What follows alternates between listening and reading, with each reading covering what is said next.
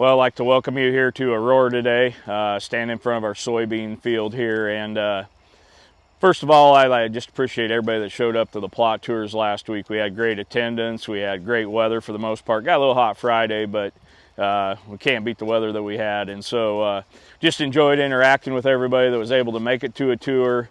We look forward to sharing the results. We kind of showed you what we have going on. And now it's that time of the year, right? It's harvest time. See a few combines moving around, some dryland beans maybe coming out, a little bit of high moisture corn. So, we're a week or two away from being in full swing. One of the things I like to talk about is, visual cues that we need to be taking as far as how's our crop doing. 2 plants here I pulled, and you can see, we have a very healthy plant, ear still upright, as opposed to a plant where we've dropped the ear already.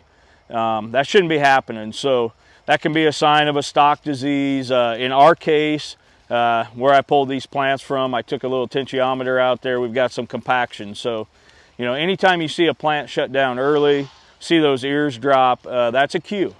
And we need to pay attention to that, try to figure out, a little bit what's going on there. So if it's something we can fix for next year, we certainly want to do that. In our case, we know we have some compaction along the end of the field, so we're talking about doing some fall tillage or a fall ripping to try and break that up, especially where we didn't have a freeze this last winter. But be watching those visual cues. When we look at where we're at on corn, all the ears I pulled last week for the plot tour, if they laid for a day, they would start shriveling up. So, to me, that's a cue that we're still putting on moisture, still packing some weight in those ears.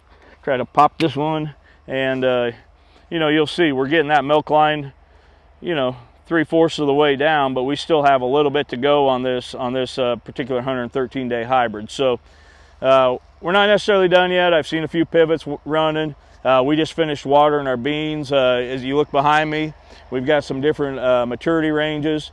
But we still have the shorter beans are starting to drop their leaves, but the group 3 beans are still needing some water. So, don't give up yet. But if you have that fuller maturity, either corn, soybeans, make sure we got that top soaked up. But really want to wish you a safe harvest. We look forward to sharing some of our results.